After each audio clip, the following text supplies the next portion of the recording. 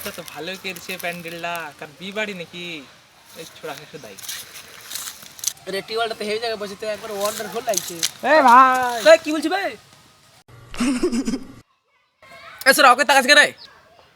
ও তেমন কিছু না ভাই, এই প্যান্ডেলটা কিসের প্যান্ডেল, তোর বিয়ে বাড়ি নাকি? শালা ডিবি বাড়ি এডিছে আমার দাদার পৈতি খানা।